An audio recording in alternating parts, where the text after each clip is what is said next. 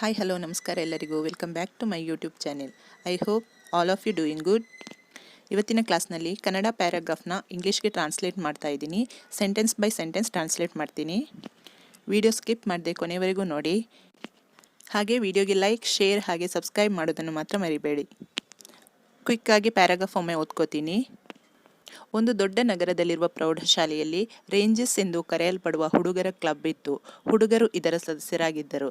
ಅವರು ಶಾಲಾ ಚಟುವಟಿಕೆಗಳಲ್ಲಿ ಸಕ್ರಿಯರಾಗಿದ್ದು, ಶಾಲಾ ಚುನಾವಣೆಗಳನ್ನು ಗೆಲ್ಲಲು ಆಸಕ್ತಿ ಹೊಂದಿದ್ದರು. ಅರುಣ್ ಕ್ಲಬ್ಗೆ ಆಯ್ಕೆಯಾಗಿದ್ದನು. ಕ್ಲಬ್ನ ಹಿರಿಯ ಹುಡುಗರಲ್ಲಿ ಒಬ್ಬ ಅರುಣ್ಗೆ ಕ್ಲಬ್ನ ಸದಸ್ಯನಾಗಿರುವ ನಿರ್ದಿಷ್ಟ ಹುಡುಗನಿಗೆ ಮತ ಹಾಕಬೇಕೆಂದು ಹೇಳಿದ್ದನು. ಅರುಣ್ ನಿಜವಾಗಿಯೂ ಅವನ ಸ್ನೇಹಿತ ವಿಕಾಶ್ಗೆ ಮತ ಹಾಕಬೇಕು ಎನ್ನುವ ಯೋಚನೆಯಲ್ಲಿದ್ದನು.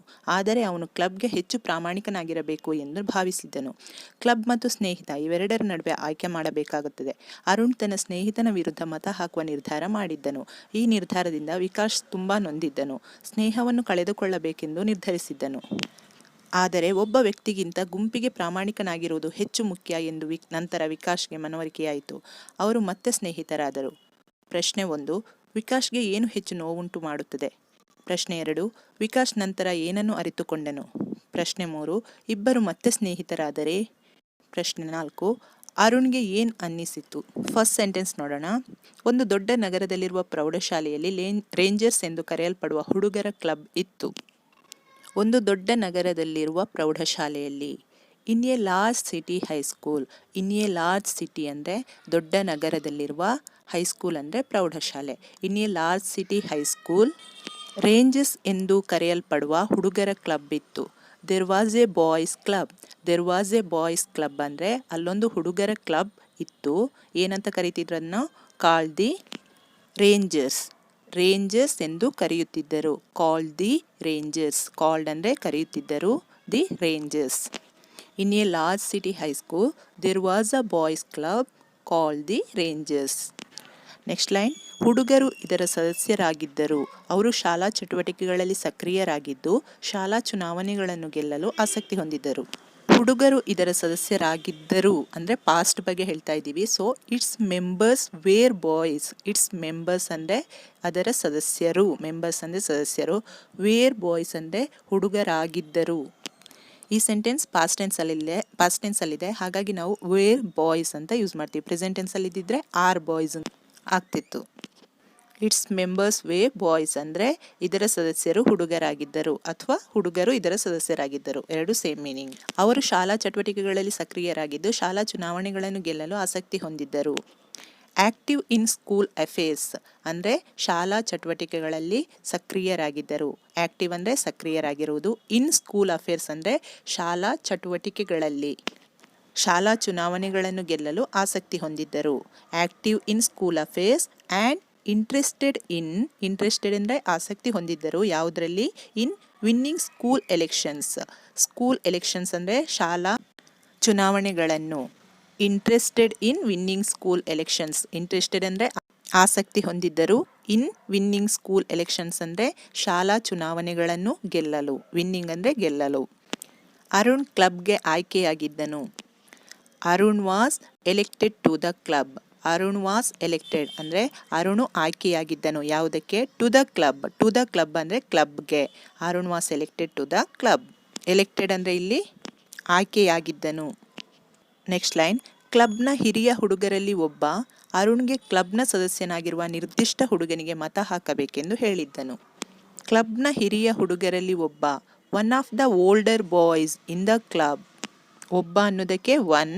ಯಾವುದರಲ್ಲಿ ಒಬ್ಬ? ಆಫ್ ದ ಓಲ್ಡರ್ ಬಾಯ್ಸ್ ಅಂದರೆ ಓಲ್ಡರ್ ಬಾಯ್ಸ್ ಅಂದರೆ ಹಿರಿಯ ಹುಡುಗರಲ್ಲಿ. One of the older boys ಅಂದರೆ ಹಿರಿಯ ಹುಡುಗರಲ್ಲಿ ಒಬ್ಬ.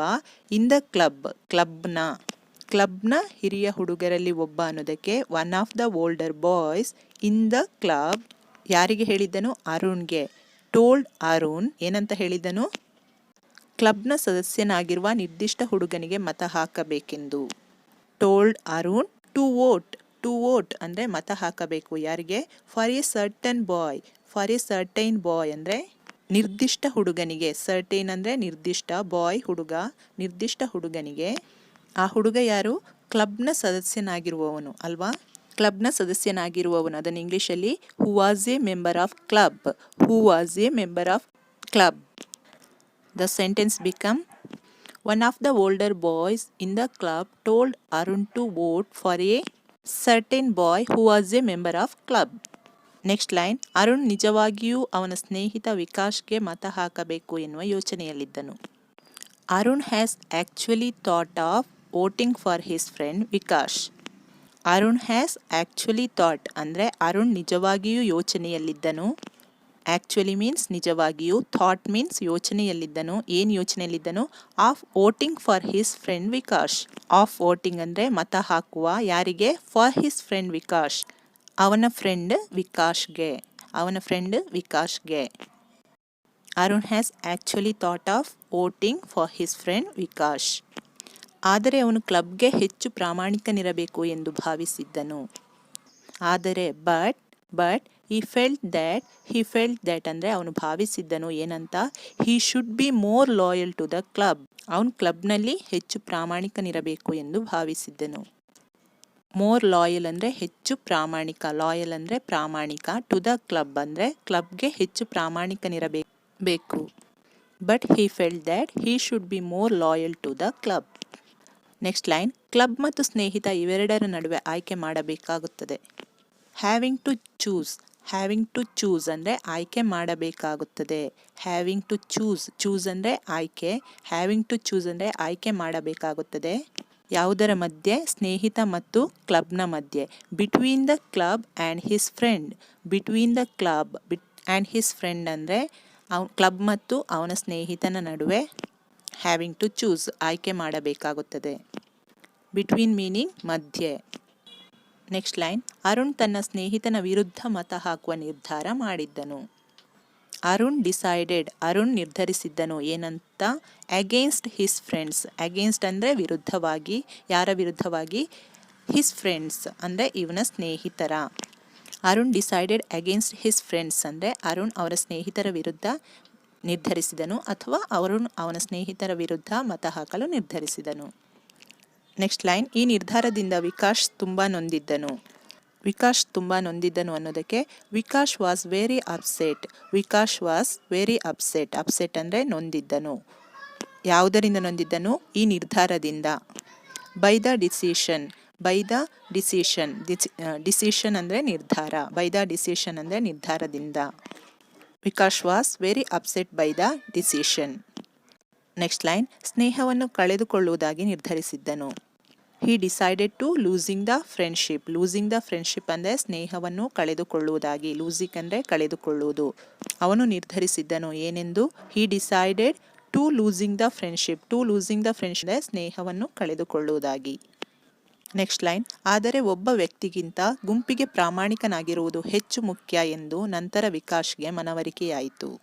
ಬಟ್ ಲೇಟರ್ ಅಂದರೆ ಆದರೆ ನಂತರ ಏನಾಯಿತು? ವಿಕಾಶ್ಗೆ ಮನವರಿಕೆಯಾಯಿತು. ವಿಕಾಶ್ ರಿಯಲೈಸ್ಡ್ ಅಂದರೆ ವಿಕಾಶ್ಗೆ ಮನವರಿಕೆಯಾಯಿತು. ಏನು ಮನವರಿಕೆಯಾಯಿತು? ದ್ಯಾಟ್ ಬೀಯಿಂಗ್ ಲೋಯಲ್ ಅಂದರೆ ಪ್ರಾಮಾಣಿಕವಾಗಿರುವುದು. ಯಾರಿಗೆ? ಟು ಎ ಗ್ರೂಪ್ ಅಂದರೆ ಗುಂಪಿಗೆ ಪ್ರಾಮಾಣಿಕನಾಗಿರುವುದು. ವಾಸ್ ಮೋರ್ ಇಂಪಾರ್ಟೆಂಟ್ ಅಂದರೆ ತುಂಬ ಮುಖ್ಯವಾಗಿತ್ತು. ಯಾವುದಕ್ಕಿಂತ? ದೆನ್ ಟು ಎನ್ ಇಂಡಿವಿಜುವಲ್ ಅಂದರೆ ಒಬ್ಬ ವ್ಯಕ್ತಿಗಿಂತ. ದೆನ್ ಟು ಆನ್ ಇಂಡಿವಿಜುವಲ್ ಅಂದರೆ ಒಬ್ಬ ವ್ಯಕ್ತಿಗಿಂತ ಗುಂಪಿಗೆ ಪ್ರಾಮಾಣಿಕನಾಗಿರುವುದು ತುಂಬ ಮುಖ್ಯವಾಗಿತ್ತು. ಇಲ್ಲಿ ಗುಂಪು ಅಂದರೆ ಕ್ಲಬ್. ಓಕೆ. ನೆಕ್ಸ್ಟ್ ಲೈನ್, ಅವರು ಮತ್ತೆ ಸ್ನೇಹಿತರಾದರು. ದೇ ಮತ್ತೆ ಸ್ನೇಹಿತರಾದರು. ಬಿಕೇಮ್ ಫ್ರೆಂಡ್ಸ್ ಅಂದರೆ ಸ್ನೇಹಿತರಾದರು. ಅಗೈನ್ ಅಂದರೆ ಮತ್ತೆ. ಅವರು ಮತ್ತೆ ಸ್ನೇಹಿತರಾದರು. And they became friends again. Okay. ಇದರಲ್ಲಿ ಕೆಲವೊಂದು ಕ್ವೆಶನ್ಸ್ ಹಾಕಿದ್ದೇನೆ. ಕ್ವೆಶನ್ಗೆ ಆನ್ಸರ್ ನೀವು ಇಂಗ್ಲೀಷಲ್ಲಿ ಕಾಮೆಂಟ್ ಸೆಕ್ಷನಲ್ಲಿ ಕಾಮೆಂಟ್ ಮಾಡಿ ಹೇಳಬೇಕು. ಫಸ್ಟ್ ಕ್ವೆಶನ್, ವಿಕಾಶ್ಗೆ ಏನು ಹೆಚ್ಚು ನೋವುಂಟು ಮಾಡುತ್ತದೆ? What hurt Vikash more? Hurt ಅಂದರೆ ನೋವು. ವಾಟ್ ಹರ್ಟ್ ವಿಕಾಶ್ ಮೋರ್ ಅಂದರೆ ವಿಕಾಶ್ಗೆ ಏನು ಹೆಚ್ಚು ನೋವುಂಟು ಮಾಡುತ್ತದೆ. ಸೆಕೆಂಡ್ ಕ್ವೆಶನ್, ವಿಕಾಶ್ ನಂತರ ಏನನ್ನು ಅರಿತುಕೊಂಡನು? What did Vikash realise later? Realise ಅಂದರೆ ಅರಿತುಕೊಂಡನು ಅಥವಾ ಮನವರಿಕೆ ಮಾಡಿಕೊಂಡನು ಅಂತ ಆಗುತ್ತೆ. What did Vikash realise later? Third question, ಇಬ್ಬರು ಮತ್ತೆ ಸ್ನೇಹಿತರಾದರೆ? Did the two become friends again? Did the two become friends again ಅಂದರೆ ಇಬ್ಬರು ಮತ್ತೆ ಸ್ನೇಹಿತರಾದರೆ. ಫೋರ್ತ್ ಕ್ವೆಶನ್, ಅರುಣ್ಗೆ ಏನು ಅನಿಸಿತ್ತು? What did Arun felt? Felt ಅಂದರೆ ಅನಿಸುವುದು. What did Arun felt? 4 ಕ್ವೆಶನ್ಗೂ ಆನ್ಸರ್ ಕಾಮೆಂಟ್ ಸೆಕ್ಷನಲ್ಲಿ ಕಾಮೆಂಟ್ ಮಾಡಿ. ನಾನು ಅಲ್ಲೇ ಕರೆಕ್ಟ್ ಇದೆಯಾ ರಾಂಗ್ ಇದೆಯಾ ಅಂತ ಮೆನ್ಷನ್ ಮಾಡ್ತೀನಿ. ಇಲ್ಲಿಗೆ ವಿಡಿಯೋ ಎಂಡ್ ಮಾಡ್ತಾ ಹೊಸ ವಿಡಿಯೋದೊಂದಿಗೆ ಮತ್ತೊಮ್ಮೆ ಸಿಗ್ತೀನಿ. ಅಲ್ಲಿವರೆಗೂ ನಮಸ್ಕಾರ.